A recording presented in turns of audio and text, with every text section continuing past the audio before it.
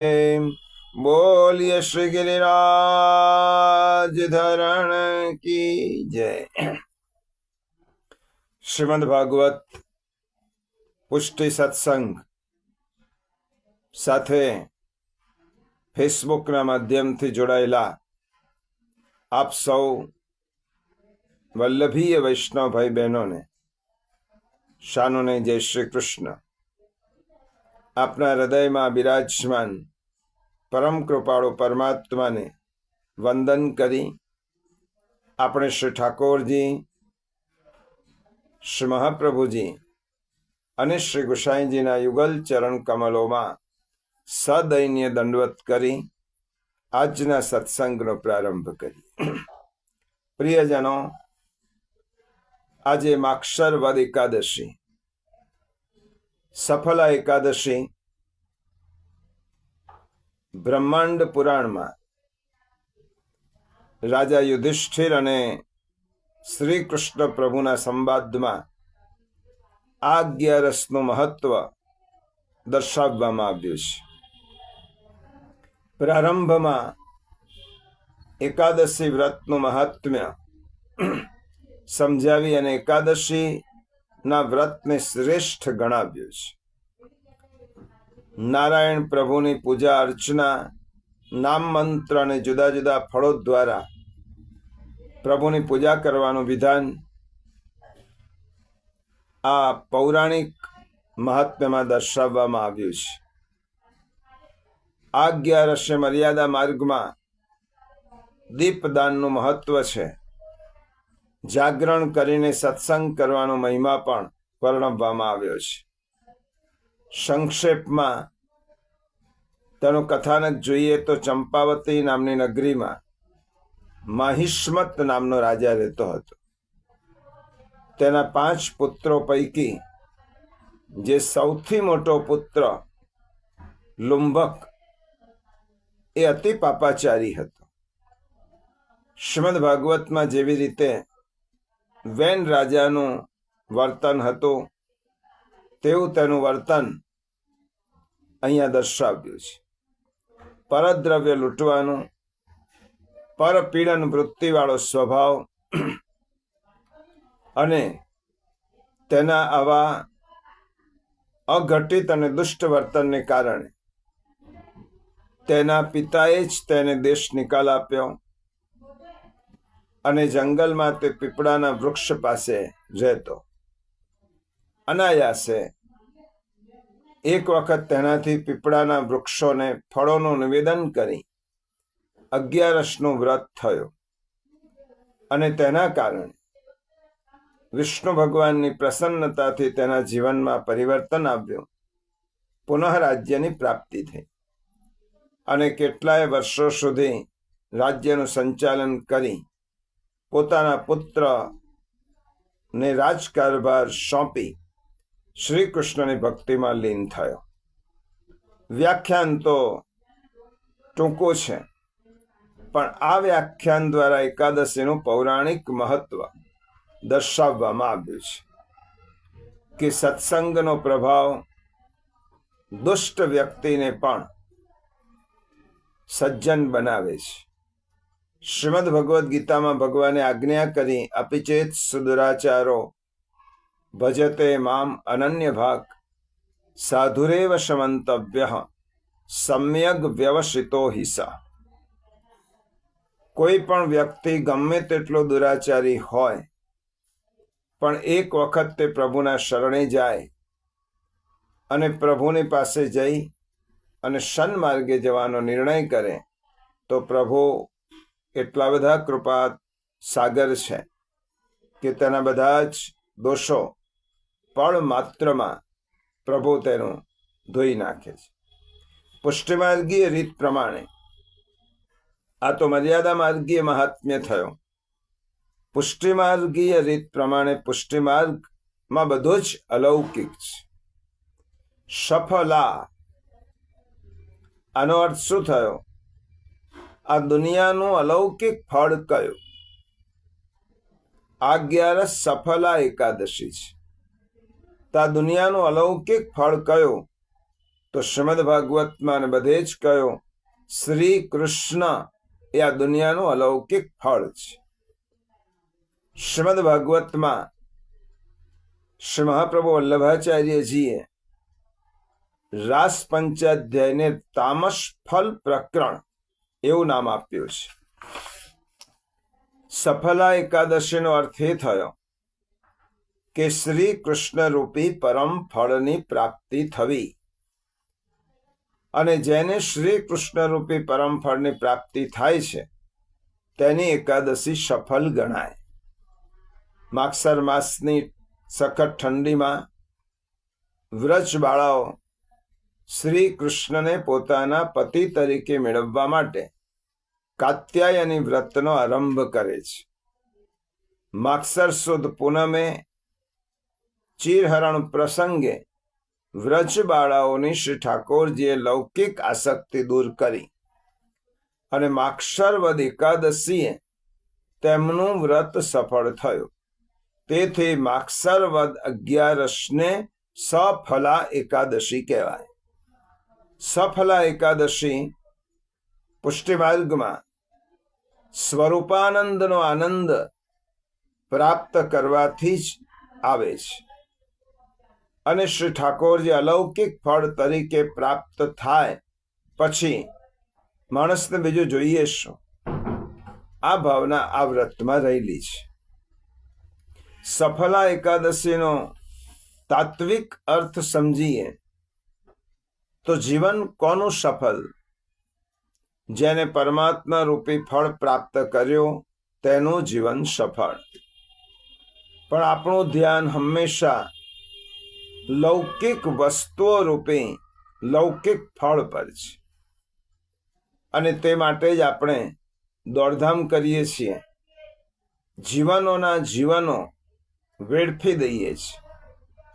પૈસા માટે, પદ માટે, પ્રતિષ્ઠા માટે, માન માટે, મોટાઈ માટે, અને પોતાના બધા જ ભૌતિક કામોની પૂર્તિ માટે આપણું આખું જીવન પસાર થાય છે. પ્રિયજનો, ભૌતિક વસ્તુઓ તો પ્રારબ્ધ પ્રમાણે મળવાની જ છે. અલબત્ત તેના માટે પુરુષાર્થ જરૂરી છે, પરંતુ તે મર્યાદામાં રહીને. પરંતુ અલૌકિક ફળ મેળવવા માટે મહાભારતમાં ખૂબ સુંદર શ્લોક વેદવ્યાસજીએ કહ્યો છે. ઉર્ધ્વ બાહુ વિરોમ્યૈશ્ચ ન ચ કશ્ચિત શૃણોતિ મે ધર્માત અર્થસ્ય કામશ્ચ સખિમર્થમ ન સેવ્યતે. વેદવ્યાસજી કહે છે કે ઊંચા હાથ કરી હું લોકોને કહું છું, ધર્મ માટે અર્થ, ધર્મ માટે કામ, આ ત્રણેયનું વિભાજન શા માટે નથી કરતા?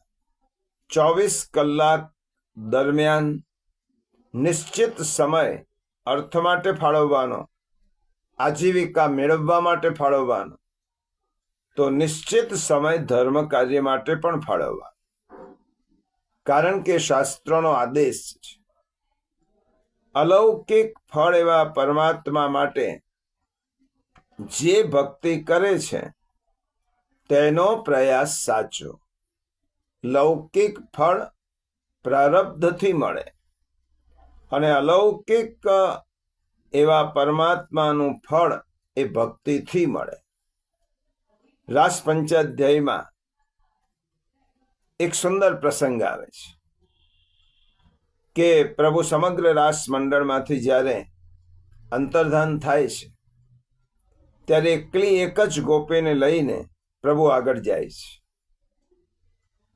પ્રભુ એક ગોપીને લઈને આગળ ગયા ત્યારે એ ગોપીને સૌભાગ્ય મદ થયો. એને એમ લાગ્યું કે પ્રભુ તો મને એકલીને જ વશ છે, બધીને છોડીને પ્રભુ મારી સાથે મને લઈને પધાર્યા છે. રસ્તામાં ફૂલનો બગીચો જોયો, પ્રભુને વિનંતી કરી, પ્રભુએ ફૂલ ચૂંટી આપ્યા, વેણીનો ગજરો બનાવી શૃંગાર કર્યો. આગળ જતા ફળથી લચેલું વૃક્ષ જોયું. અને એ ગોપિકાની નજર એ વૃક્ષ ઉપર ઉગેલા સુંદર ફળ પર ગઈ. ફળની માગણી કરી. અલૌકિક ફળ પોતાની પાસે હોવા છતાં તેની દ્રષ્ટિ લૌકિક ફળ પર ગઈ. પ્રભુની પાસે ઈચ્છા કરી. પ્રભુએ તેને પોતાના સ્કંદ ઉપર બેસાડી અને ફળ તોડવા કહ્યું. એક હાથમાં ડાળી પકડી અને બીજા હાથથી ફળ તોડવા ગઈ ત્યાં પ્રભુ અંતર્ધાન થઈ ગયા. શા માટે? લૌકિક ફળની કામના થઈ. અલૌકિક ફળ પાસે હોવા છતાં જે વ્યક્તિ લૌકિક ફળની કામના કરે છે તેનું અલૌકિક ફળ તો જતું જ રહે છે, અને લૌકિક ફળ મળે છે કે નહીં એ પણ શંકા છે. માટે પ્રિયજનો, ભગવાન રૂપી ફળની ઈચ્છા રાખવાની આજ્ઞા કરનારી આ સફલા એકાદશી માટે જ ભગવત પ્રાપ્તિ માટે પુરુષાર્થ કરો. ભક્તિરૂપી પુરુષાર્થ કર્યા પછી જેને ભગવાન રૂપી ફળની પ્રાપ્તિ થઈ છે તેની એકાદશી સફલા એકાદશી. અને સફલા એકાદશી એટલે કૃષ્ણ સિવાય બીજા કોઈ પણ ફળની અપેક્ષા ન રાખવી, તેને સફલા એકાદશી કહેવાય. પ્રિયજનો, એકાદશીનું મહાત્મ્ય શ્રવણ કર્યા પછી 11ના ક્રમમાં આપણે શ્રી વલ્લભ ગીતા, શ્રી મહાપ્રભુ વલ્લભાચાર્યજીની આધિદૈવિક વાણી, જેને ષોડશ ગ્રંથ તરીકે આપણે ઓળખીએ છીએ. ષોડશ ગ્રંથ એ શ્રી મહાપ્રભુજીનું હૃદય છે, અને મહાપ્રભુજીના હૃદયને સમજવું હશે તો ષોડશ ગ્રંથ રૂપી સમુદ્રમાં ડૂબકી મારવી પડશે. અને એટલા માટે આપણે ભગવત કૃપાથી વલ્લભ કુલમાં બિરાજમાન આચાર્યોના આશીર્વાદ અને તેમના માર્ગદર્શનથી આપણે ષોડશ ગ્રંથનું રસપાન કરીએ છીએ. તે શૃંખલામાં આપણે નવરત્ન ગ્રંથનું રસપાન કરવાનો પ્રારંભ ગયા સત્સંગથી કર્યો હતો. ગયા સત્સંગમાં આપણે પૂર્વ ભૂમિકા જોઈ. આજે આ ગ્રંથના પ્રથમ શ્લોકનો પ્રારંભ કરીએ છીએ. પ્રિયજનો, ષોડશ ગ્રંથનો આ નવરત્ન ગ્રંથ, નવરત્ન સ્તોત્ર એ આશ્વાસનાત્મક સ્તોત્ર છે, માર્ગદર્શન રૂપ સ્તોત્ર છે. અને તે શ્રી મહાપ્રભુજીએ આપણને સર્વને, સર્વ વૈષ્ણવોને આ સ્તોત્રનો ઉપદેશ આપ્યો છે. પહેલો શ્લોક છે, ચિંતા કાપી ન કાર્યા નિવેદિતાત્મભિ કદાપિતિ ભગવાન અપિ પુષ્ટિસ્થો ન કરિષ્યતિ લૌકિકિંચ ગતિમ. અર્થ સમજી લઈએ. નવરત્નોના પહેલો શ્લોકનો છંદ છે આર્યા છંદ, અને બાકીના જે 8 શ્લોકો છે એ અનુષ્ટુપ છંદમાં છે. પ્રથમ શ્લોકમાં જે શબ્દ છે નિવેદિતાત્મભિ, એટલે કે ભગવાનને જેઓએ આત્મા નિવેદિત કર્યો છે તેમણે, અર્થાત પુષ્ટિસ્થ જીવે. ચિંતા એટલે ચિંતા, કા એટલે કોઈ પણ લૌકિક કે ભગવત સેવાની, અપી એટલે પણ, કદા એટલે ક્યારેય, કોઈ પણ સ્થિતિમાં, ઇતિ એટલે આ પ્રકારે, કાર્ય ન કરવી જરૂરી નથી. ભગવાન અપી પુષ્ટિસ્થ, ભગવાન પણ પુષ્ટિસ્થ છે. લૌકિકિંચ ગતિમ, તેઓ ક્યારે લૌકિક કે વૈદિક ગતિ કરતા નથી. એનો સરળ અર્થ એવો થયો કે જેઓએ પોતાના આત્મા વગેરેનું સઘળું ભગવાનમાં નિવેદન કર્યું છે, તેઓએ કોઈ પણ સમય કોઈ પણ બાબતની ચિંતા કરવા જેવી નથી, કરવી જોઈએ નહીં. કારણ કે જે જીવ પુષ્ટિમાર્ગમાં રહેલો છે તેથી ભગવાન જ પોતે તેની લૌકિક ગતિ કરશે નહીં.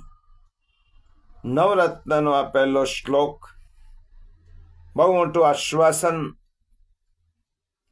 સર્વને આપનારો છે.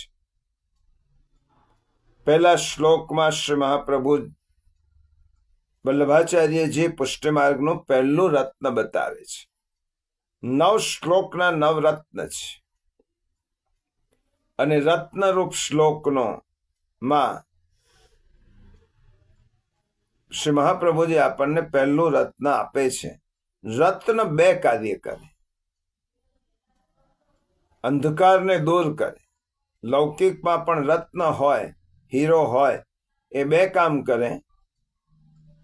મુશ્કેલીમાં મદદરૂપ થાય, અંધકારને દૂર કરે, અને ત્રીજું કાર્ય છે ધારણ કરનારની શોભા વધારે.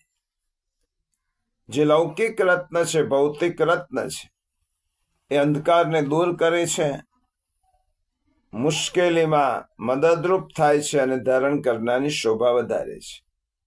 એ જ રીતે આ શ્લોક, પહેલો શ્લોક, હૃદયારૂઢ કરવાથી પુષ્ટિજીવને 3 લાભ મળે છે. પહેલો લાભ મળે છે કે આપણા ચિત્તમાં થતા વિચારોના વિક્ષેપ રૂપી અંધકારને દૂર કરે છે. પહેલા શ્લોકની વાત કરીએ છીએ. પહેલું રત્ન છે આ. આપણી ચિત્તની ભૂમિમાં અનેક વિચારો, ભવિષ્યની ચિંતાના વિચારો, ભૂતકાળના પસ્તાવાના વિચારો, આ બધા વિચારોને કારણે આપણી ચિત્ત ભૂમિ એ વિક્ષેપ રૂપી અંધકારથી વ્યાપી જાય છે. તો આ રત્નનું પહેલું કામ છે કે તે અંધકારને દૂર કરે છે. બીજો, સેવામય જીવન જીવવાની શક્તિનું દાન કરે છે. આ રત્નથી વ્યક્તિને સેવામય જીવન જીવવામાં તે પ્રેરણા મળે છે. અને ત્રીજું કાર્ય છે એને અનુસરનાર, આ આજ્ઞાને અનુસરનાર વૈષ્ણવની વૈષ્ણવતાની શોભા વધારે છે. હવે આ ગ્રંથમાં જે પહેલા શ્લોકમાં આચાર્ય ચરણે આજ્ઞા કરી છે, ચિંતા કાપી ન કાર્યા, બહુ સરળ છે. સંસ્કૃત પણ સરળ છે, એનો શબ્દાર્થ પણ સરળ છે. કોઈ પણ પ્રકારની ચિંતા કરવી જોઈએ નહીં. ચિંતા કાપી ન કાર્યા. હવે આપણને પ્રશ્ન થશે કે ચિંતા કોને ન કરવી અને ચિંતા કર્યા વગર કેવી રીતે રહી શકાય? શું દરેક માણસને ચિંતા ન કરવી? દરેક શું ધર્મને અનુસરનારે ચિંતા ન કરવી? શું વૈષ્ણવે ચિંતા ન કરવી? તેનો જવાબ આ જ લીટીમાં આચાર્ય ચરણે આપ્યો છે. નિવેદિતાત્મભિહિ, જેમણે પોતાનો આત્મા ભગવાનને સમર્પિત કર્યો છે એવા મનુષ્ય કોઈ પણ જાતની ચિંતા કરવી જોઈએ નહીં. જે જીવે વલ્લભ દ્વારા શ્રી ઠાકોરજીને આત્મનિવેદન કર્યું છે એવા જીવે કોઈ પણ પ્રકારની ચિંતા ન કરવી. કારણ કે બ્રહ્મ સંબંધ થતા જીવ તદીયત્વ પામે છે. જેણે આત્મનિવેદન કર્યું છે, જેણે પોતાનું સર્વસ્વ પ્રભુને અર્પણ કર્યું છે, તેથી તેની પાસે તેનું કહેવાય એવું કશું રહેતું જ નથી. માટે તેને ચિંતા શેની કરવાની? આત્મ સહિત દેહ, આત્મના સહિત જેને પ્રભુને અર્પણ કર્યો છે, તેને દેહ સમર્પિત કર્યો છે, પછી દેહની ચિંતા શા માટે? આ દેહ પ્રભુનો છે, પ્રભુને સમર્પિત કર્યો છે, તો આ દેહ સંભાળવાની જવાબદારી પ્રભુ લે છે. તેને સંપત્તિ સમર્પણ કરી છે, તો પછી સંપત્તિની ચિંતા પણ શા માટે કરવાની? તેને સંતતિ પણ સમર્પિત કરી છે, તો પછી સંતતિની ચિંતા પણ કેમ? તેને સ્ત્રી, સ્વાસ્થ્ય, સામાજિક દરજ્જો આદિ સર્વ લૌકિક વિષયોની પણ ચિંતા કરવાની રહેતી નથી, કારણ કે તેણે તો બધું જ શ્રી ઠાકોરજીને સમર્પી દીધું છે. નહીં સંપત્તિની ચિંતા, નહીં સંતતિની ચિંતા, નહીં દેહની ચિંતા. હવે તે કોઈ પણ વસ્તુ ઉપર તે જીવ માલિકી ધરાવતો નથી, અને હકીકત તો એ છે કે તે હવે માલિક મટી ગયો છે અને સેવક બની ગયો છે. તો સેવકને ચિંતા શાની? સેવકને શાની ચિંતા? સેવકને ચિંતા કરવાની જ ન હોય, કારણ કે તેના માથે તેના સ્વામી બિરાજે છે.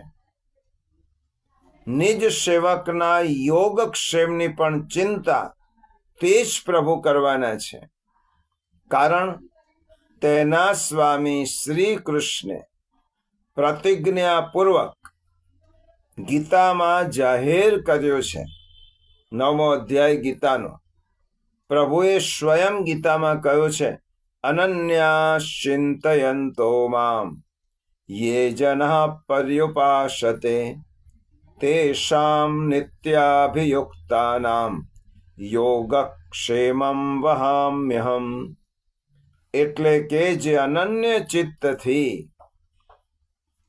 મારી ઉપાસના કરે છે, જેના માટે શ્રી મહાપ્રભુજી આ શ્લોકમાં નિવેદિતાત્મભી એ શબ્દ વાપર્યો.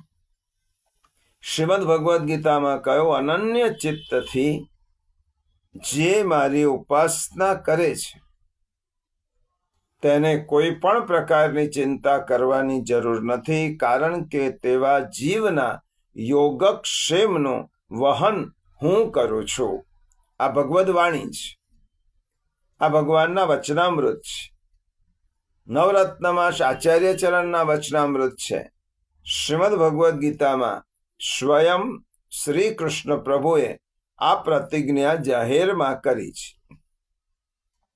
શ્રી મહાપ્રભુજી રચિત નવરત્ન ગ્રંથના પ્રથમ શ્લોકના બીજ શ્રીમદ ભગવદ્ ગીતાના 9મા અધ્યાયના 22મા શ્લોકમાં રહેલા છે. જે હમણાં શ્લોક આપણે બોલ્યો, અનન્યાસ ચિંતયંતો મામ યે જનઃ પર્યુપાસતે તેષાં નિત્યાભિયુક્તાનાં યોગક્ષેમં વહામ્યહમ. નવરત્ન ગ્રંથના આ શ્લોકને સમજવા માટે, શ્રી મહાપ્રભુજીની વાણીને સમજવા માટે પહેલા આપણે ભગવદ વાણી, પ્રભુની વાણી સમજવી ખૂબ જરૂરી છે. અને એ સમજવા માટે ગીતાનો આમ કયો, માણસને સૌથી મોટી ચિંતા શેની છે? યોગક્ષેમની જ હોય છે. અને તેને પ્રભુએ ખાતરી આપી છે કે તું અનન્ય ચિત્ત થઈ અને મારી પાસે આવ, મને સમર્પિત થા, તારું સમર્પણ મને કરી દે. નિવેદિતાત્મભી શ્રી વલ્લભ કહે છે, અને ગીતામાં તેને અનન્ય ચિત્ત કહ્યો છે. જેણે નિવેદન કર્યું છે તેનું ચિત્ત ભગવાન સિવાય બીજે ક્યાંય જતું નથી. આજે આપણે શ્રી આચાર્ય ચરણની પહેલી જ આજ્ઞા સમજવાની છે. પ્રિયજનો, આ વ્યવહારિક જીવનમાં ખૂબ ઉપયોગી છે. આજે સમાજમાં હતાશા, નિરાશા, ડિપ્રેશન ના કેસો વધતા જાય છે. માણસ થોડીક વાતમાં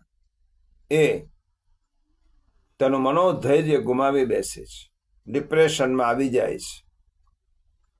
તેને સતત ચિંતા કોરી ખાય છે પોતાના ભવિષ્યની, સંતતિની, સંપત્તિની, દેહની ચિંતા માટે હંમેશા માટે ગ્રસિત રહે છે.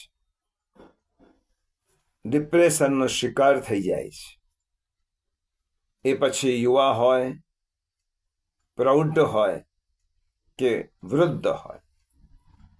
શ્રી મહાપ્રભુજીએ ખૂબ સુંદર આપણા વ્યવહારિક જીવનને પ્રાણવાયુ પૂરે તેવી આજ્ઞા કરી છે. ચિંતા ક્યારે પણ ન કરવી, ચિંતા ક્યારે પણ કરવી જોઈએ નહીં.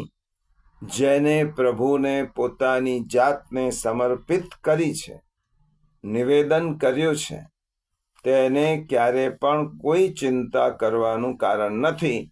હવે પ્રશ્ન એ થાય કે આ ચિંતા આપણને થાય છે,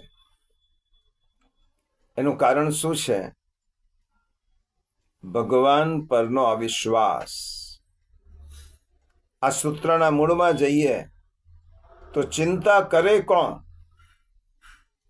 ચિંતા તેને જ થાય કે જેને પ્રભુ ઉપર પૂર્ણ ભરોસો નથી, પ્રભુ ઉપર જેને પૂર્ણ વિશ્વાસ નથી. અને શ્રી મહાપ્રભુજીએ આજ્ઞા કરી છે, અન્યત્ર અવિશ્વાસો નૈવ કર્તવ્ય સર્વથા બાધકસ્તુ સહ. ક્યારે પણ અવિશ્વાસ કરવો નહીં, કારણ કે તે હંમેશા બાધક છે. વ્યવહારમાં તો બાધક છે જ, પણ અધ્યાત્મમાં પણ બાધક છે.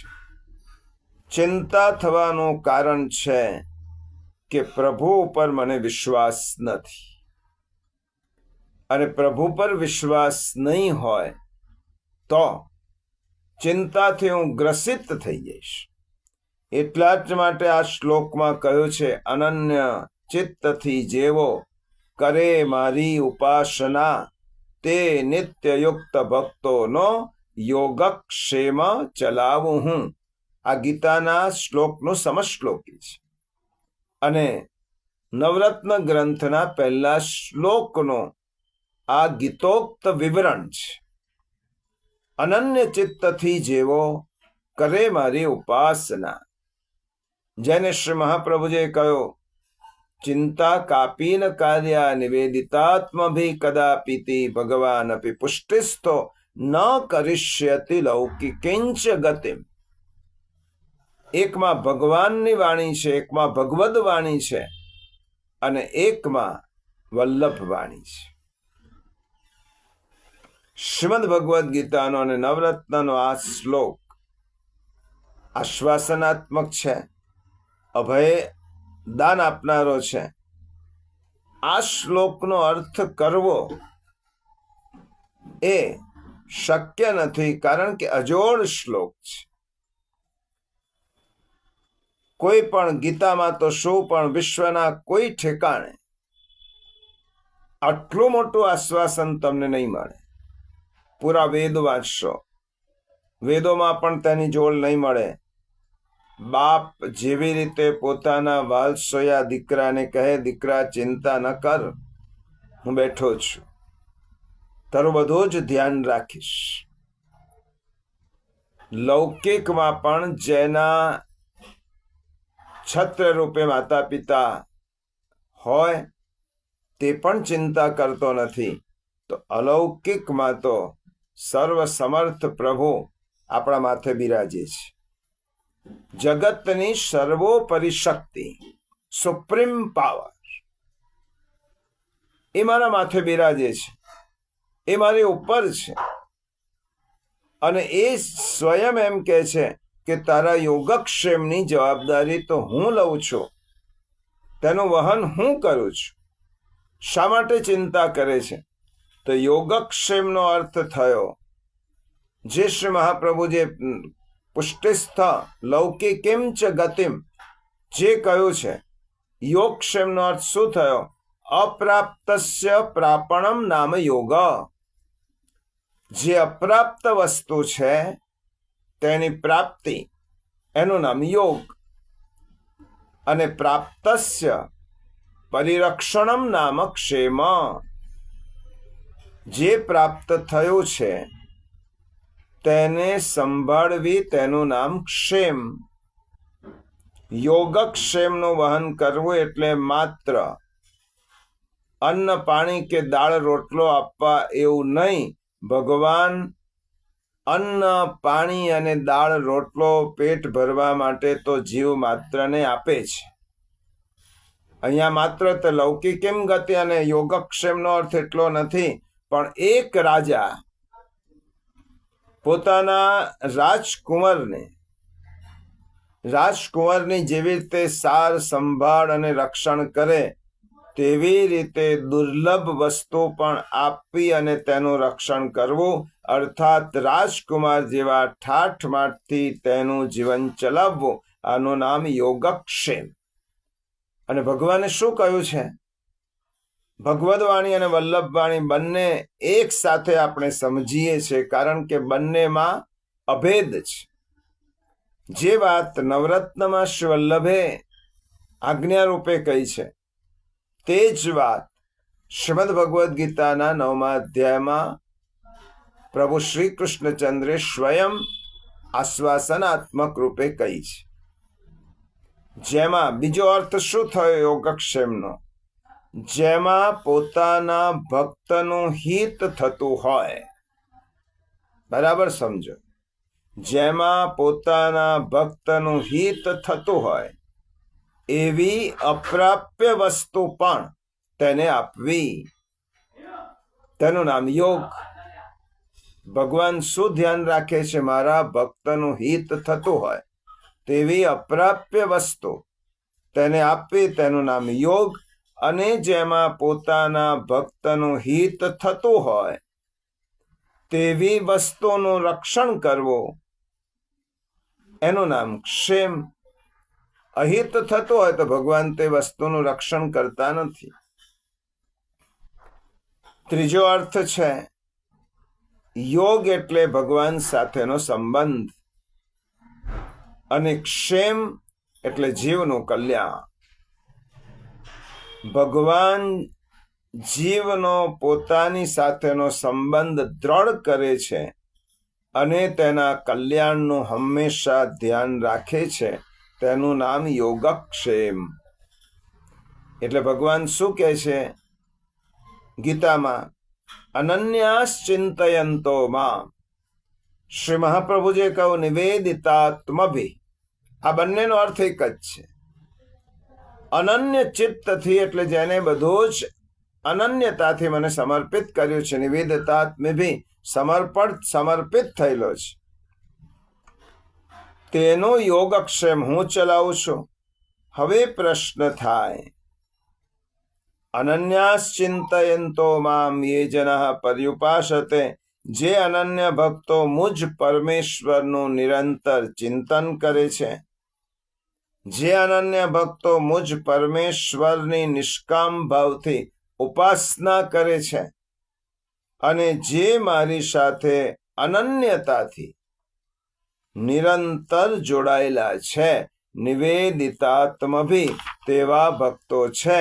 આવા ભક્તોને તેમના વટ વ્યવહારની ચિંતા હોતી નથી, કારણ કે તે તો હું સંભાળું છું. ભગવાનના આ સૌથી ઉચ્ચ કક્ષાના ભક્તો છે. અને ભગવાને કહ્યું અનન્યાસ ચિંતયંતો મામ. અનન્ય ભક્ત કોને કહેવાય? જે મહાપ્રભુએ નિવેદિતાત્મભિ. ચિંતા કરવી જોઈએ નહીં. કોને ન કરવી જોઈએ? નિવેદિતાત્મભિ. જેને શ્રીમદ ભગવદ્ ગીતામાં અનન્ય ભક્ત કહ્યો. હવે અનન્ય ભક્ત કોને કહેવાય? તો ગીતામાં ભગવાને 7મા અધ્યાયમાં પોતાના 4 ભક્તોની વાત કરી, શ્રેણી બતાવી. આર્તો જિજ્ઞાસુ અર્થાર્થી જ્ઞાની ચ ભરતર્ષભ. એક આર્ત ભક્ત, જે વિપત્તિમાં ભગવાનને યાદ કરે તે આર્ત ભક્ત, જેમાં ગજેન્દ્ર આવે, દ્રૌપદી આવે. પછી કયો, જે ભગવાનને જાણવા માંગતા હોય તે જિજ્ઞાસુ ભક્ત, એમાં વિદુરજી આવે, નચિકેતા આવે. ત્રીજો ભક્ત છે અર્થાર્થી ભક્ત, જે ભગવાન પાસે કંઈક મેળવવાની ઈચ્છા રાખે તે અર્થાર્થી ભક્ત. અને ચોથો ભક્ત છે જેને ભગવાનની પાસે કંઈ જોઈતું નથી, ભગવાનને શોધવાની મથામણ પણ જે કરતો નથી, જેની નજરમાં માત્ર અને માત્ર ભગવાન જ છે, જેને ભગવાન સિવાય કંઈ ખબર નથી, જેનું દુઃખ પણ ભગવાન, જેનું સુખ પણ ભગવાન, તેવો જ્ઞાની ભક્ત, તેવો અનન્ય ચિત્ત ભક્ત, તેવો નિવેદિતાત્મભી વૈષ્ણવ, આવો ભક્ત. પ્રભુ આવા ભક્ત માટે પ્રભુ કહે છે કે તેને કોઈ પણ ચિંતા કરવાની જરૂર નથી, જેનું ચિત્ત ભગવાનને છોડીને કોઈ પણ વિષય કે વસ્તુમાં જતું નથી, જેના અંતઃકરણમાં ભગવાન સિવાય અન્ય કોઈનો આશ્રય નથી, જે સ્પષ્ટપણે માને છે કે હું કેવળ ભગવાનનો જ છું અને ભગવાન મારા છે, મારો બીજો કોઈ નથી, કે હું બીજા કોઈનો નથી, એવો ભાવ જેનો સ્થિર થયો છે તેને અનન્ય ચિત્ત ભક્ત કહેવાય, તેને નિવેદિતાત્મ બી કહેવાય. અહીંયા ગીતામાં ભગવાને અનન્ય ચિંતયંતો મામ અને નવરત્નમાં કહ્યું નિવેદિતાત્મ ભી. અનન્ય એટલે ન અન્ય, એક જ ભગવાનને છોડી જેનું ચિત્ત બીજે જતું નથી, તેનું જ ચિંતન, તેનું જ કથન, બીજા સાથે તેની જ વાત, તત્કથનમ તત્ચિંતનમ અન્યો અન્યમ તત્પ્રબોધનમ. નારદ ભક્તિ સૂત્રમાં કહ્યું, જે પૂર્ણપણે નિવેદિત છે, પોતાની જાતને ભગવાનની આગળ જેને પૂર્ણપણે ન્યોછાવર કરી દીધી છે, તેવો અનન્ય ચિત્ત ભક્ત કહેવાય. હવે પ્રશ્ન થાય કે અનન્ય ચિત્ત ભક્ત ની મનોભૂમિકામાં 4 વસ્તુ સ્પષ્ટ હોવી જોઈએ. અનન્ય ચિત્ત ભક્ત ના જીવનના 4 પાયા છે. તે સ્પષ્ટ રીતે આ 4 વસ્તુમાં બહુ જ સ્પષ્ટ છે. કઈ 4 વસ્તુ? તેની માન્યતાઓ સ્પષ્ટ હોય છે. કઈ 4 વસ્તુ? પહેલી વસ્તુ છે, તેને સમગ્ર સૃષ્ટિમાં ભગવાન જ સારો લાગે છે. સમસ્ત સૃષ્ટિમાં તેને ભગવાન જ સુંદર લાગે છે. તેને ભગવાન સિવાય બીજી કોઈ વાત સુંદર લાગતી નથી, ભગવાન સિવાય તેને બીજી કોઈ વાત સારી લાગતી નથી. ભગવાન જ સારો, ભગવાન જ સુંદર છે. જીવનમાં ભગવાન જ સારો લાગવો જોઈએ. તેના સિવાય બીજો કોઈ પણ તેને સારો લાગતો હોય તો આ તેનો સૂક્ષ્મ અન્યાશ્રય છે. બહુ ગૂઢ વાત શ્રી વલ્લભે અને શ્રીમદ ભગવદ્ ગીતામાં પ્રભુએ કહી છે. તમને પ્રભુ સિવાય બીજો કોઈ પણ વ્યક્તિ સારો લાગતો હોય તો સમજવાનું કે તમને પ્રભુ જ પ્રત્યે વિશ્વાસમાં થોડીક ખામી છે, થોડીક કમી છે. ભગવાન જ સુંદર છે, ભગવાન જ સારા છે. મારા માટે સુંદરતમ કોણ? સુંદરોમાં સુંદર કોણ? તો ભગવાન જ સુંદર. એટલા માટે તો મહાપ્રભુ વલ્લભાચાર્યે નંદકુમાર અષ્ટકમમાં કહ્યું, સુંદર ગોપાલમ ઉરવનમાલમ નયન વિશાલમ ચિત્તહરમ. સુંદરમાં સુંદર પ્રભુ છે, એનાથી વધીને સુંદરતા મારા જીવનમાં બીજી કોઈ નથી. આ જેની ભાવના છે. ભગવાન પાસે કેટલા બધા સૌંદર્ય છે. તમે જુઓ, ભગવાનની પાસે પહેલું સૌંદર્ય કલાનું સૌંદર્ય છે. પ્રભુ કલા નિધિ છે. આ સૃષ્ટિ કેટલી સુંદર છે. સૂર્યોદય જુઓ કે સૂર્યાસ્ત જુઓ,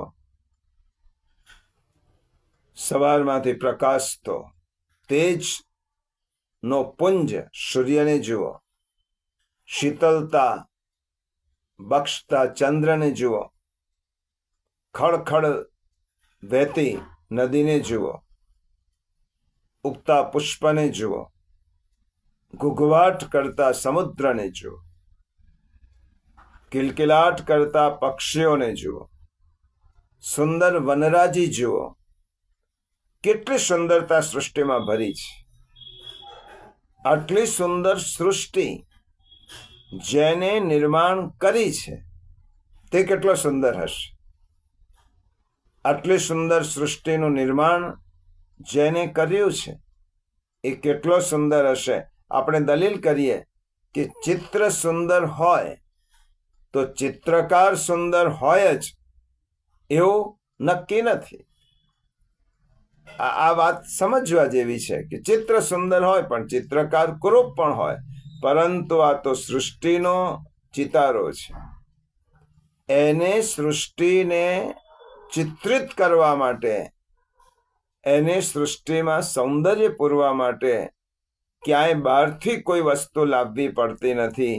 તેને પોતાના સૌંદર્યમાંથી જ આ સૃષ્ટિનું નિર્માણ કર્યું છે. પોતાના સૌંદર્યમાંથી તદ સૃષ્ટ તદ એવમ આવિશત. શ્રીમદ ભાગવતમાં પણ કહ્યું કે પ્રભુએ સૃષ્ટિની રચના કરી અને પ્રભુએ દરેકમાં પ્રવેશ કર્યો. એટલે ભગવાન સુંદર છે અને સુંદર ભગવાને સૃષ્ટિમાં પ્રવેશ કર્યો હોવાથી સૃષ્ટિની બધી જ વસ્તુઓ પણ સુંદર બની ગઈ. કારણ કે ભગવાને તેનું સર્જન કર્યા પછી તે પ્રત્યેકમાં પ્રવેશ કર્યો છે. એટલા માટે તમે પતંગિયાની સુકોમળતા જુઓ, મોરના રંગ જુઓ, કોયલનો ટહુકાર જુઓ. પ્રભુ કલાનિધિ છે. એટલે પ્રભુની પાસે જો પહેલું સૌંદર્ય હોય તો તે કલા સૌંદર્ય છે. આ દ્રષ્ટિ જેની ગઈ, પ્રભુમાં એક ચિત્ત અનન્ય ચિત્ત ક્યારે થવાય? આચાર્ય ચરણે ખૂબ સુંદર શબ્દ પ્રયોગ કર્યો છે. અનન્ય ચિત્ત અને નિવેદિતાત્મભિ.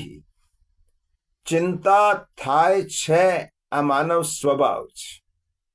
ચિંતા ન કરવી જોઈએ એવું ભગવાન પણ કહે છે, આચાર્ય ચરણ પણ કહે છે. પણ ચિંતા ન કરવા માટે શું કરવું જોઈએ? તો એમ કહ્યું, અનન્ય ચિત્ત થાઓ, નિવેદિતાત્મભિ, પ્રભુને સમર્પણ કરો. તો પ્રભુની પાસે પહેલું કલા સૌંદર્ય છે. પ્રભુની પાસે બીજું સૌંદર્ય છે મમત્વનું સૌંદર્ય. મમત્વનું સૌંદર્ય એટલે શું? ભગવાનનું આપણી સાથે મમત્વ છે. સૃષ્ટિની રચના કર્યા પછી ભગવાન તટસ્થ નથી થઈ ગયા. તે સૃષ્ટિમાં પોતે પ્રભુએ મમત્વ રાખ્યું છે. આ સૃષ્ટિના જીવો મારા છે.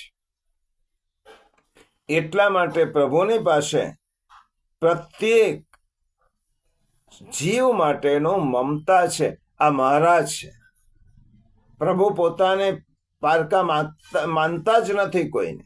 નમે દ્વેષ્યોસ્તિ ન પ્રિય. ગીતામાં કહ્યું, શ્રુદમ સર્વભૂતાનામ જ્ઞાત્વા મામ શાંતિમૃચ્છસી. હું બધાનો સુહૃદ છું. હું બધાનો આત્મીય છું. આપણું જે મમત્વ છે એમાં મોહ છે અને ભગવાનના મમત્વમાં મોહ નથી. માટે ભગવાનનું મમત્વ એ સુંદર છે. ભગવાનનું સૌંદર્ય આત્મીયતાનું સૌંદર્ય છે. ભગવાન પોતાને આપણને બધાને આત્મીય ગણે છે, એટલા માટેનું સૌંદર્ય છે. અને ભગવાનનું સૌંદર્ય સ્વસંબંધનું સૌંદર્ય છે. હવે પહેલું અનન્ય ચિત્તનો પહેલો પાયો છે કે ભગવાન જ મને સુંદર લાગવો જોઈએ. ઘણી વખત કહું છું કે અર્જુનનું એવું કયું પુણ્ય છે કે પરબ્રહ્મ પરમાત્મા સગુણ સાકાર રૂપે અર્જુનને ગીતા જેવો અમૂલ્ય ઉપદેશ આપવા માટે પસંદ કરે છે. અર્જુનની પાસે એવી કઈ વાત છે કે ભગવાને ગીતાનો ઉપદેશ આપવા માટે અર્જુનને પસંદ કર્યો? અને અર્જુનને કહે છે, ભક્તોષી મે સખા ચેતી રહસ્યમ યેત દુર્લભમ. ચોથા અધ્યાયના 3જા શ્લોકમાં ભગવાને અર્જુનને કહ્યું, હે અર્જુન, તું મારો ભક્ત છે, તું મારો સખા છે, તું મારો અંતરંગ છે, અને એટલા માટે હું તને આ દુર્લભ જ્ઞાન આપું છું. આ જ વાત શ્રી મહાપ્રભુજીએ ગોવિંદ ઘાટ ઉપર પોતાના અનન્ય સેવક દમલાજીને કહી, દમલા, यह मार्ग तेरे लिए प्रगट कियो है. હે દમલા, માર્ગ તારા માટે પ્રગટ કર્યો છે, તમારો અંતરંગ છે. એવી રીતે ગીતામાં ભગવાને અર્જુનને કહ્યું, ભક્તોશી મેં, તમારો ભક્ત છે, તમારો પ્રિય છે, સખા છે.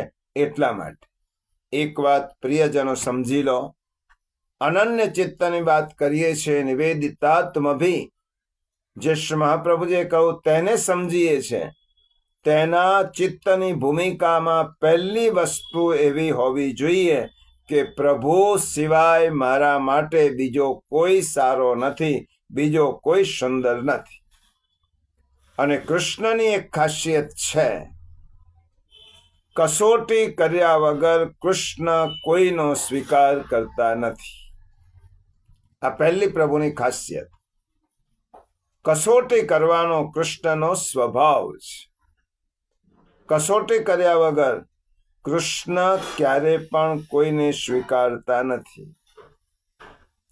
ભગવાનના થવા માટે બધું જ છોડવાની તૈયારી રાખવી પડે. અને એટલા માટે આપણે આ કવિએ કહ્યું, શિર સાટે નટવરને વરીએ.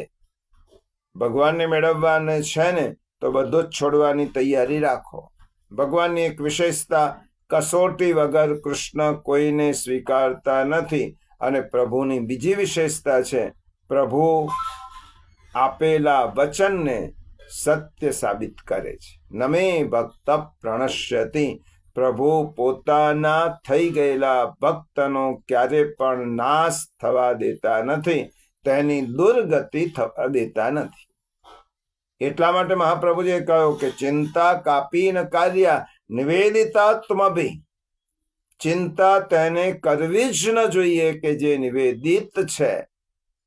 અને ભક્ત નમે ભક્ત પ્રણશ્યતિ અને દુર્ગતિમ તાત ગચ્છતિ.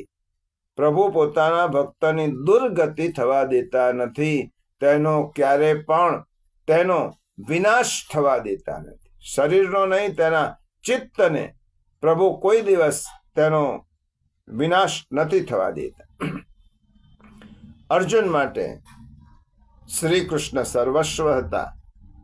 દમલાજી માટે શ્રી કૃષ્ણ શ્રી પ્રભુ વલ્લભ પ્રભુ સર્વસ્વ હતા. તેનો કોઈ વિકલ્પ જ નહોતો.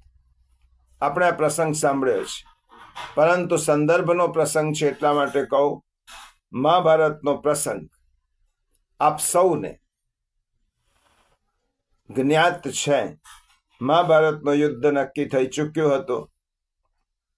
બંને પક્ષો પોતાના સૈન્ય માટે જુદા જુદા મુત્સદ્દી રાજપુરુષો પાસે જતા હતા, સૈન્યની મદદ માટે, સહાય માટે.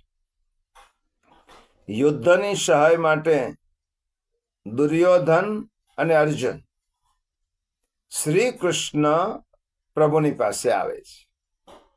પ્રસંગ તો સુંદર છે. એમાં અર્જુનની ભૂમિકા સમજવાની છે.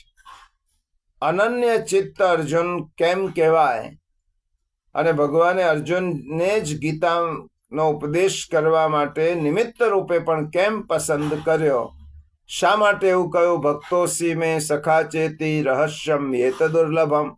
તો એનું પહેલું કારણ છે કે અર્જુનના જીવનમાં આવી ઘટનાઓ બની છે. અને આ એક ઘટના એ એટલા માટે કહું છું કે આપણને પણ જ્યારે આવો નિર્ણય કરવાનો થાય ત્યારે આપણે શું કરીએ? યુદ્ધનો પ્રસંગ છે,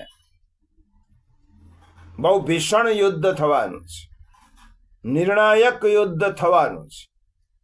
અને યુદ્ધના પ્રસંગે ભગવાન શ્રી કૃષ્ણની સહાય માગવા માટે દુર્યોધન અને અર્જુન બે પ્રભુની પાસે આવે છે.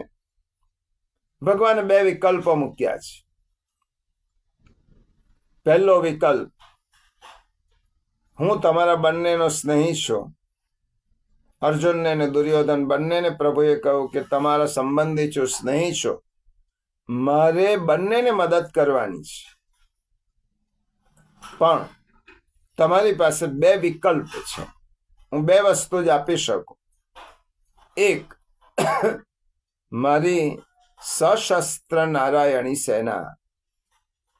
જો ધ્યાનથી સાંભળજો, અર્જુન નિવેદિતાત્મ ભી હતો, અનન્ય ચિત્ત હતો. એનું પહેલું લક્ષણ અર્જુનમાં પ્રગટ રૂપે જોવા મળે છે કે પહેલું, મારી સશસ્ત્ર નારાયણી સેના કે જેને આજ પર્યંત કોઈ પણ પરાજયનો સામનો કર્યો નથી, એવું મારી નારાયણી સેના એક વિકલ્પ છે.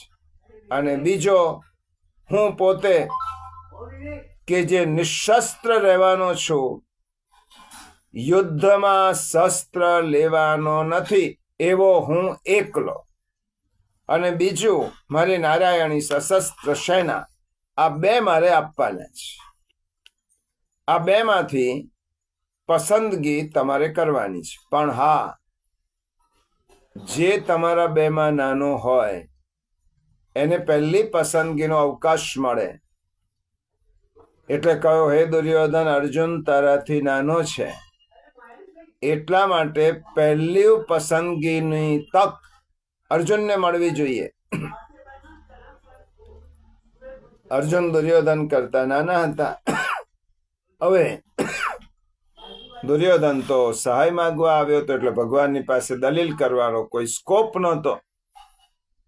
ભગવાનને પરીક્ષા કરવાની હતી, દુર્યોધનની નહીં, અર્જુનની. કારણ કે પરીક્ષા પ્રભુ પોતાનાની કરે, પારકાની નહીં. જેને પોતાનો બનાવવો છે એની પરીક્ષા કરે, બીજાની નહીં. અને ભગવાનને તો પરીક્ષા અર્જુનની કરવાની હતી. પહેલી તક એને આપી. જેને પહેલી તક અપાય તેને જ પસંદગી કરવાનો અવકાશ રહે. બીજાને તો જે બાકી હોય તે જ લેવાનો. દુર્યોધનને તો જે અર્જુન ન માગે એ જ લેવાનું રહ્યું હતું. હવે ભગવાને પૂછ્યું, બોલ અર્જુન, આ બે માંથી તને કોણ જોઈએ? યાદ રાખ, ભગવાન અર્જુનની કસોટી કેટલી કરે છે. અર્જુન, યાદ રાખ, યુદ્ધનો પ્રસંગ છે. માગતા પહેલા ખૂબ વિચારી લે, બે માંથી કોની પસંદગી તને કરવી જોઈએ. અને આ યુદ્ધ જે જીતશે તે પૃથ્વીનો શાસક થશે, અને હારશે તે પરાજિત થઈ અને તેને તો યુદ્ધમાં પરાજય મેળવી અને અપયશ મેળવવાનું છે. મેં તને તક આપી છે. એક પળનો પણ વિચાર કર્યા વગર અર્જુને કોણા ઉપર પસંદગી ઢોળી? પ્રભુ, મને નિશસ્ત્ર રહેનાર કૃષ્ણ જોઈએ, મારે નારાયણી સેના જોઈતી નથી. અર્જુનને પરીક્ષા થઈ ગઈ. દુર્યોધનને તો જે જોઈતું હતું તે મળી ગયું, પણ અર્જુન પરીક્ષામાં પાસ થયો. કૃષ્ણની કસોટીમાં અર્જુન ઉત્તીર્ણ થયો, કારણ કે પ્રભુને માગ્યા, વહેંચણી કરવી છે તો માર્ગ હું બતાવું, દુનિયા આખી તમારી, પરવરદિગાર મારો. આવું માગીને અર્જુને જગતને નહીં, જગદીશને જીતી લીધા. અને ભગવાનને જેને જીતી લીધા એના માટે દુનિયાની કોઈ લડાઈ એ અઘરી હોતી જ નથી. જેને ભગવાનને પોતાના કરી લીધા. શ્રી મહાપ્રભુજી કહે છે કે નિવેદિતાત્મ ભી ચિંતા કાપી ન કાદ્યા. એને ચિંતા કરવાની જરૂર નથી કે જેને પોતાની જાત ભગવાનને સોંપી દીધી છે. અર્જુને કૃષ્ણને માગીને જગતને નહીં, જગદીશને જીતી લીધો. પૃથ્વીને નહીં, પરમેશ્વરને પોતાનો બનાવી દીધો. અને હવે અર્જુન ચિંતા મુક્ત થઈ ગયો. મારા માથે કૃષ્ણ છે, મારી સાથે કૃષ્ણ છે. પછી અર્જુનને શાની ચિંતા? ચિંતા કાપી ન કાર્યા. જેના જીવનમાં હંમેશા પ્રથમ અને અંતિમ પસંદગી ભગવાનની હોય, તેના માટે ભગવાન ક્યારે પણ તેને ચિંતા કરવા દેતા નથી. તેની પ્રથમ પસંદગી પણ ભગવાન અને અંતિમ પસંદગી પણ ભગવાન. તેના જ માટે ભગવાન હંમેશા સારો છે. તેના માટે ભગવાન હંમેશા સુંદર છે. સુંદર ગોપાલમ. પ્રભુ તમારાથી મને ચડિયા તો બીજું કશું લાગતું જ નથી. બીજો પ્રસંગ શ્રીમદ ભાગવતનો. આ તો અર્જુનનો યુદ્ધના મેદાનમાં યુદ્ધ પૂર્વ થયેલો પ્રસંગ. મૃત્યુ સમયે શરશૈયા ઉપર પડેલા ભીષ્મ પિતામહ અંતિમ સમયે કોને સમર્પણ કરે છે પોતાનું? ત્રિભુવન કમનમ તમાલ વર્ણમ. પ્રભુ, આખી દુનિયામાં, ત્રણેય ભુવનમાં તમારાથી સુંદર મેં બીજો કોઈ જોયો નથી. એટલા માટે મારું મન અને બુદ્ધિ હું આપને ધરું છું. ભીષ્મએ મરણાસન્ન સ્થિતિમાં શ્રી કૃષ્ણના ચરણે બધું જ ધરી દીધું. શા માટે? તેમને ત્રણેય ભુવનમાં કૃષ્ણ કરતા સુંદર બીજું કોઈ દેખાયું નહીં. અને ભીષ્મનો પ્રયાણ થયું, તેનો મંગલ પ્રયાણ થયું. એનું મૃત્યુ, ભીષ્મનું મૃત્યુ મૃત્યુ જ ન કહેવાય, તે તો ભગવત પદને પામ્યા. અર્જુને ભગવાનને સુંદર ગણ્યા, સારા ગણ્યા, તો અર્જુન ચિંતા મુક્ત થયો, વિજયી થયો. ભીષ્મ પિતામહે મરણાસન્ન સ્થિતિમાં શ્રી કૃષ્ણની સુંદરતાને જોઈને પ્રભુને જ બધું અર્પણ કર્યું, તો ભીષ્મ પિતામહ ભગવત પદને પામ્યા. અને ત્રીજો ભાગવતમાં પ્રસંગ છે રૂક્ષ્મણીજીનો, જેને પોતાના સંસારમાં શ્રી કૃષ્ણને ત્રિભુવન સુંદર ગણ્યા. પ્રભુ, રૂક્ષ્મણીજીનો પત્રમાં રૂક્ષ્મણીજી લખે છે, ત્રણેય ભુવનમાં પ્રભુ આપના સિવાય હું બીજો કોઈ સુંદર જોતી નથી. અને એટલા માટે મારું મન અને ચિત્ત તમને સમર્પી ચૂકી છો. અને રૂક્ષ્મણીજી જ્યારે પ્રભુને પોતાનું સમર્પણ કર્યું, તો ભગવાને તેમનું હરણ કરી અને તેને પોતાના બનાવ્યા. દાંપત્ય જીવનમાં રૂક્ષ્મણીજીને પોતાનું સર્વસ્વ ચિંતા દૂર કરી મરણાસન્ન સ્થિતિમાં ભીષ્મને આપ્યો, અર્જુનને વિજયી બનાવ્યો. આ ક્યારે થયું? કે અનન્ય ચિત્તની નિવેદિતાત્મભી જીવની પહેલી શરત છે, ભગવાન જ સારો છે, ભગવાન જ સુંદર છે. એના સિવાય બીજી કોઈ સુંદરતા તેને દેખાતી જ નથી. બીજો પાયો, પહેલો પાયો સુંદરમ. આ સૃષ્ટિનો સુંદરમાં સુંદર જો કોઈ હોય તો પ્રભુ છે. બીજું, જેના જીવનમાં ભગવાન જ સાચો હોય. બહુ મહત્વનો, ભગવાન જ સત્ય. સુંદરમ અને સત્યમ. ભગવાન જ સત્ય. God is only truth. મારા જીવનમાં ભગવાન સિવાય બીજો કોઈ સત્ય નથી, બીજો કોઈ સાચો નથી. આ સૃષ્ટિનું પરમ સત્ય કૃષ્ણ છે. અને એટલા માટે પહેલું જ શ્રીમદ ભાગવતના મંગલાચરણના પહેલા શ્લોકમાં કહ્યું, સત્યમ પરમ ધીમહિ. અમે સત્યના શરણે જઈએ છીએ. નિવેદિતાત્મભિનો અર્થ શું થયો કે જેને સત્યની પસંદગી કરી છે, જેને પરમ સત્યને પોતાનું ગણ્યું છે. આ સૃષ્ટિમાં સત્ય એ કૃષ્ણ છે, સત્ય ઈશ્વર છે. કારણ કે સત્ય એને કહેવાય કે જે અનાદિ છે, અનંત છે, અછેદ છે, જે શાશ્વત છે. તેનો ક્યારે પણ નાશ થતો ના સતો વિદ્યતે ભાવો ના ભાવો વિદ્યતે સતઃ. ભગવાન સત્ય છે, ભગવાન સત્યમ છે, ભગવાન જ સાચો છે. એનો અર્થ શું થયો કે મારા જીવનમાં ભગવાનના જ નિર્ણયો સાચા. મારા નહીં, બીજાના નહીં. ભગવાન તમે જે મારા જીવન માટે નિર્ણય લીધો તે જ સાચો, બીજાનો સાચો નહીં. ભગવાનને સત્ય ગણવા એનો અર્થ શું થયો? ભાગવતનું મંગલાચરણ પણ બહુ જ સુંદર છે. સત્યમ પરમ ધીમહિ અને સત્યમ વ્રતમ. જન્મ પ્રકરણમાં કહ્યું સત્યમ વ્રતમ સત્ય પરમ ત્રિસત્યમ. સત્યસ્ય યોનિ નિહિતંચ સત્ય. સત્યસ્ય સત્યાનૃત સત્ય નેત્રમ. સત્યાત્મકમ ત્વામ શરણમ પ્રપન્ન. સત્યાત્મક પ્રભુની શરણે આપણે જઈએ અને પ્રભુને જ સત્ય માનીએ. પ્રભુને જ સત્ય માનવા તેનો અર્થ એવો થયો કે પ્રભુના નિર્ણયો સાચા, પ્રભુના સંકલ્પો સાચા. તો એટલા માટે આદ્ય શંકરાચાર્ય કહ્યું સત્યમ જ્ઞાનમ અનંતમ નિત્યમ અનાકાશમ પરમાકાશમ ગોષ્ઠ પ્રાંગણ રિંગણ લોલ મનાયાસમ પરમાયાસમ માયા કલ્પિત સત્યમ ગોવિંદમ પરમાનંદમ.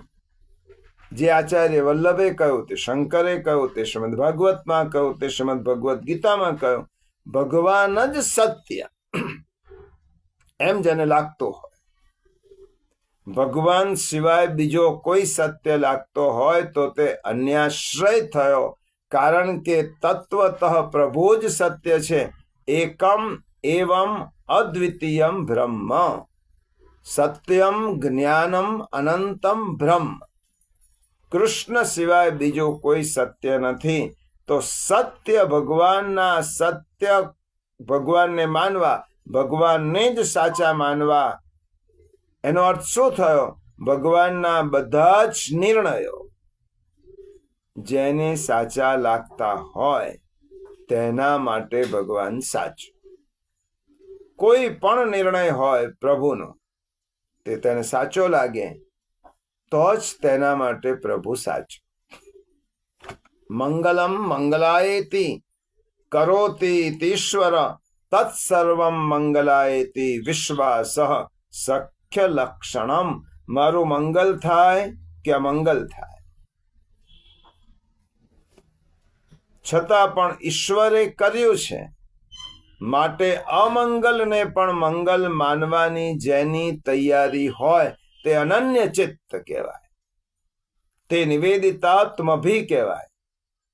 જેની વૃત્તિ ભગવાનના નિર્ણયમાં જરાક પણ ચલિત થતી નથી, તેના જીવનમાં ભગવાન સાચો, તેના જીવનમાં ભગવાન સત્ય. ઉદાહરણ માટે કહું, બહુ મહત્વનું ઉદાહરણ છે. નરેન્દ્ર થી વિવેકાનંદ સુધીની અદ્રશ્ય યાત્રા કરનાર સ્વામી વિવેકાનંદ તેમની પૂર્વ અવસ્થામાં અનેક સંકટોમાંથી પસાર થઈ રહ્યા હતા. આર્થિક સંકળામણ, પારિવારિક સમસ્યાઓ અનેકાનેક વિટંબણાઓ. અને તે વખતે એકવાર મેં હમણાં જ કહ્યું, કસોટી વગર કૃષ્ણ પોતાનો બનાવતા નથી. એકવાર પોતાના પૂર્વ અવસ્થામાં રામકૃષ્ણ પરમહંસ પાસે વિવેકાનંદ આવે છે. રામકૃષ્ણ પરમહંસ, પરમ જ્ઞાની, પરમહંસ શબ્દ જેના માટે વપરાય, તેને એમ કહ્યું, હે નરેન્દ્ર, હું તારી બધી જ વિપદાઓને જાણું છું. મને બધું જ ખબર છે, તારી વિટંબનાઓ કઈ છે, તને કેટલી મુશ્કેલીઓ છે, તારી કેટલી સમસ્યાઓ છે, હું બધું જ જાણું છું. મારી માં કાલી આ બધી જ આપત્તિઓ દૂર કરી શકે એમ છે. જો કેટલી લોભામણી આ શરત, કેટલી લોભામણી વાત છે. અને માં કાલી તો રામકૃષ્ણ પરમહંસને પ્રત્યક્ષ દર્શન આપતા હતા. એમને કહ્યું રામકૃષ્ણ પરમહંસને, હંસે વિવેકાનંદને, તારી બધી જ વિટંબનાઓ, તારી બધી જ મુશ્કેલીઓ હું જાણું છું. મારી માં કાલી આ બધી જ તારી આપત્તિઓ દૂર કરશે, પણ એના માટે તારે એની પાસે જઈને તારા દુઃખો દૂર કરવા માટે પ્રાર્થના કરવાની છે, બીજું કઈ નહીં. તું એક વખત માં કાલી પાસે જા, એના આશીર્વાદથી તારા બધા જ દુઃખ દૂર થઈ જશે. જ્યાં હું ખાતરી આપું છું. ખાતરી આપનાર કોણ છે? સ્વયં પરમહંસ, જેને કાલીનું ઇષ્ટ છે, પ્રત્યક્ષ દેવી છે. વરદાન આપનાર, દુઃખો દૂર કરનાર જગન્માતા છે. માત્ર વિવેકાનંદે કાલી પાસે જઈ અને પ્રાર્થના જ કરવાની છે, વિટંબનાઓ દૂર કરવા માટે. રામકૃષ્ણ પરમહંસે કહ્યું, હું તને ખાતરી આપું છું, તું જા. આપનાર સમર્થ જગતપતિ, જગન્માતા, ભલામણ કરનાર કાલીના પરમ ઉપાસક રામકૃષ્ણ સ્વામીજી મંદિર ગયા, મા કાલી પાસે ગયા, મૂર્તિ સામે ઉભા રહ્યા. ટગર ટગર મૂર્તિ સમક્ષ જોઈ ચોધાર આંસુએ રડ્યા અને મંદિરની બહાર આવ્યા. એટલે એને બહાર એમની રાહ જોઈને જ રામકૃષ્ણ પરમહંસ ઉભેલા હતા અને પૂછ્યું વિવેકાનંદને, કેમ તે તારું બધું જ દુઃખ મારી માને કહી દીધું ને? દુઃખ દર્દ દૂર કરવાનું માગી લીધું ને? સ્વામીજી વિવેકાનંદ મૌન રહ્યા. તેમને નિરુત્તર જોઈ સ્વામીજીને પુનઃ મંદિરમાં મોકલ્યા રામકૃષ્ણ, અને પોતે મંદિરના ઓટલે બેસી રહ્યા. બીજી વાર મોકલ્યા, જા તું કે માને જઈને દુઃખ દર્દ દૂર કરવાનું કે. થોડી વાર પછી સ્વામીજી બહાર આવ્યા અને જાતે જ કહેવા લાગ્યા, હું દુઃખ કહેવાનું અને દૂર કરવાનું જે આપે માગવાનું કહ્યું હતું તે ભૂલી ગયો. ગુરુદેવ, મને ક્ષમા કરજો. રામકૃષ્ણ પરમહંસે તેમને ત્રીજી વાર મંદિરમાં મોકલ્યા. કડક સૂચના આપી કે તારી સર્વ વિપત્તિ માને કઈ સંભળાવજે, તારી દુર્દશા દૂર કરવા માટે આશીર્વાદ માંગજે. જ્યાં સુધી તારું કાર્ય ન પતે ત્યાં સુધી બહાર ન આવીશ, અને મારું નામ લેજે કે રામકૃષ્ણે મને મોકલ્યો છે. ત્રીજી વાર સ્વામી વિવેકાનંદે મંદિરમાં પ્રવેશ કર્યો. પૂર્વવત તેઓ મા કાલીની મૂર્તિ સમક્ષ ઉભા રહ્યા. પ્રથમ તેઓએ મૂર્તિને પોતાની સામે નિહાળી, પછી આંખો બંધ કરીને અંદર નિહાળી. પછી તો કંઈ જ ન રહ્યું, ન કંઈ અંદર ન કંઈ બહાર. જે બહાર છે તે જ મારી સાથે છે, મારી અંદર છે. હું માગું કોની પાસે? જે સ્વરૂપને હું બહાર જોઉં છું એ જ મારી અંદર છે. માગવાનો પ્રશ્ન જ ન રહ્યો. કોની પાસે માગું? ઘણા લાંબા સમય પછી બહાર આવ્યા. રામકૃષ્ણે પૂછ્યું, કેમ હવે તો તને સંતોષ થયો ને? માં તારું અવશ્ય કલ્યાણ કરજે. ત્યાં તો સ્વામીજી બોલી ઉઠ્યા, ગુરુદેવ, આ સમયે પણ કહેવાનું ને માગવાનું તો રહી જ ગયું. જ્યારે હું મા સમક્ષ ઊભો રહ્યો અને મા સાથે તદ્રુપ થયો, ત્યારે મારી અને મા વચ્ચે કોઈ અંતર નહોતું, કોઈ જગા નહોતી કે વચ્ચે માગ, કે કોઈ માગ નહોતી, કોઈ જગા નહોતી, કોઈ વાત ટકી શકે એમ નહોતી. હું તો મા સાથે એકાકાર થઈ ગયો અને પછી તો માગણી કે કોઈ આપત્તિ કે વિપત્તિનું અસ્તિત્વ જ નહોતું. પછી શું કરું? શું માગું? રામકૃષ્ણ પરમહંસ પોતાના શિષ્યની વાતથી પ્રસન્ન થયા અને કહ્યું, હે નરેન્દ્ર, તારો અનન્ય ભાવ સિદ્ધ થયો છે. આ તારી અનન્ય ચિત્તતા તે સિદ્ધ સાબિત કરી છે. આનું નામ અનન્ય ભાવ. ભગવાને જે મારા માટે નક્કી કર્યું છે, પ્રભુએ જે મારા માટે નિર્ણય કર્યો છે, પ્રભુની પાસે પણ તેમનો નિર્ણય બદલાવવા માટે હું કેમ જઉં? પ્રભુ તે જ નક્કી કર્યું છે મારા માટે. તો જ એકરૂપ છે, મારી સાથે આપનો જ અભેદ છે. તો પછી શા માટે માગવું? અનન્ય ભાવ થાય પ્રભુ માટે, સ્વરૂપ સિવાય બીજું કંઈ બચતું જ નથી. અને જ્યારે સ્વરૂપ સિવાય બીજું કોઈ ન બચે, ત્યારે નથી હોતું જીવ, નથી હોતો જગત, માત્ર એક જ હોય છે અને તે હોય છે જગદીશ. કામનાનો વિલય થાય ત્યારે કૃષ્ણ પ્રગટે છે, અને જ્યાં નથી ચિંતન કરનાર, નથી કોઈ ચિંત્ય વિષય, અને જ્યાં માત્ર ને માત્ર ચૈતન્ય છે, તેને જ અનન્ય ભાવ કહેવાય. આવો અનન્ય ભાવ. છેલ્લું સમાપન તરફ જઈએ છીએ. હજી 2 વાતો છે, આગલા સત્સંગમાં જોઈશું. સમાપન તરફ જઈએ છીએ પ્રિયજનો. મૂળ વાત શ્રી મહાપ્રભુજી આજ્ઞા કરી, ચિંતા કાપીન કાર્યા નિવેદિતાત્મભી કદાપિતિ. કોઈ પણ ચિંતા કરવી જોઈએ નહીં. કોણે ન કરવી જોઈએ? જે પ્રભુને નિવેદન કર્યું છે, સમર્પણ કર્યું છે. શ્રીમદ ભગવદ્ ગીતામાં કહ્યું, અનન્ય ચિત્તથી જેઓ મને ઉપાસે છે, ભજે છે, તેમને કોઈ પણ પ્રકારની ચિંતા કરવાની જરૂર નથી.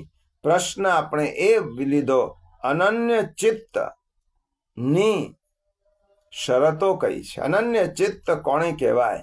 તો જેના જીવનમાં પહેલું ભગવાન જ સુંદર હોય, જેના જીવનમાં બીજું આવે ભગવાન જ સત્ય હોય, ભગવાન જ સારા હોય, ભગવાનના જ નિર્ણયો મારા માટે સાચા હોય.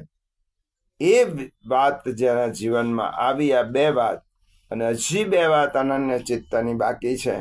તે હવે પછીની એકાદશીમાં જ્યારે આપણે મળીશું ત્યારે ખૂબ સુંદર શ્લોક છે, નિવેદિતાત્મભી. અને ભગવાને કહ્યું, અનન્ય ચિત્ત જે ભક્ત છે તેને ચિંતાની જરૂર નથી, કારણ કે તેનું બધું જ હું સંભાળું છું. ખૂબ વ્યવહારિક દ્રષ્ટિએ આશ્વાસન આપતો શ્લોક. ભક્તિના પ્રવેશ દ્વારમાં આપણને પ્રવેશ કરાવતા શ્લોક. ચિંતા છે એનો અર્થ એવો થયો કે આપણે ભગવાન પર વિશ્વાસ નથી. અને ભગવાન પર જેને વિશ્વાસ ન હોય તે નિવેદિતાત્મભી ન કહેવાય. બધું જ પ્રભુને સોંપી દીધું છે, બધું જ પ્રભુને અર્પણ કર્યું છે. દેહ હોય, ઇન્દ્રિયો હોય, પોતાની ભૌતિક સુખ સંપત્તિ હોય, આપ્તજન હોય, પરિવારજનો, જ્યારે પ્રભુને બધું જ સમર્પિત કર્યું, પછી ચિંતા શા માટે કરવાની? એટલા માટે દયારામભાઈએ કહ્યું, ચિત્ત તો સિદ્ધને ચિંતા કરે, કૃષ્ણને કરવું હોય તે કરે. ચિંતા એ કરે કે જેને કૃષ્ણ માટે વિશ્વાસ નથી, કૃષ્ણ સિવાય જેને બીજો કોઈ સુંદર લાગતું હોય અને કૃષ્ણ સિવાય જેને બીજું કોઈ સાચું લાગતું હોય તે ચિંતા કરે. હજી 2 વાતો છે, તેનો વિચાર આપણે આવતા